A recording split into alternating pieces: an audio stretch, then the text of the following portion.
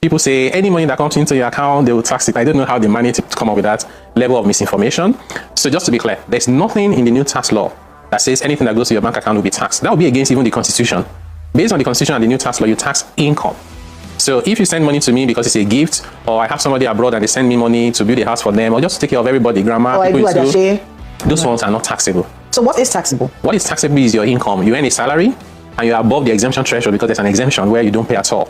So if your salary is more than the exemption threshold, you pay tax based on your rate. That the money that entered my account is salary and this one is fantastic, a gift. Fantastic. So the law says you do self-assessment, which means you're supposed to tell government yourself that I have these 10 million in my bank account, but 9 million is a gift or is money for some other people, and 1 million is only my own portion of the income, and then you pay tax on the 1 million. That's what is in the law. We all have to do this. How are we going to tell the government this? Yeah, so if you work as an employee, your employer has a way of collating that information and giving it to the government. So at the end of the year, they probably just give you a link to the website where you fill in some other information, your address, where you live, or if you have any other income, and you're done. Something very simple like trying to buy airtime.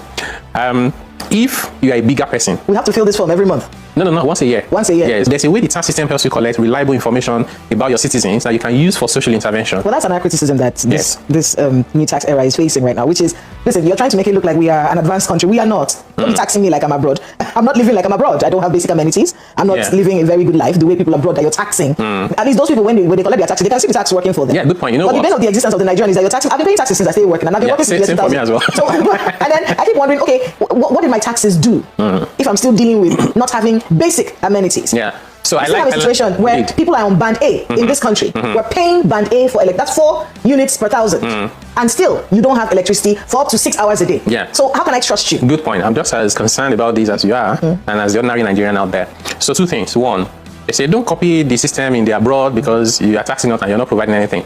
The place to even start that conversation is that in the abroad, they don't tax poverty. We have been taxing poverty. People are earning 50k and you're collecting salary from them. If you're in the UK, £13,000 a year, that's like almost, how much is that? 2 million naira a month. You don't pay tax. So at least if you don't agree with, taxing anybody at all, you should at least agree that we should exempt low-income earners and reduce the tax on middle class. So we've copied that. Nobody has complained about it. The other bit about I finished paying my taxes and I have to do everything government should be doing for me is a concern for all of us, including myself. So this was a priority objective for the committee. People know us as a tax committee. We're actually a fiscal and tax because there's a debate about government spending, transparency, and government borrowing in addition to revenue. And we've done a lot of work, including sending proposals to the National Assembly to amend the Constitution to make transparency and accountability a requirement for so many things. I wouldn't come on TV and call out everything we're trying to do because I need to be clear about, do I want the applause of the people or do I want the results? So the policymakers and the political leaders need to own that process. Once the legal framework has been provided, we can then collectively hold our politicians and leaders to account. If that's your side hustle is giving you less than 100 million naira a year, when the company that's hired you to do the work is paying you, they will no longer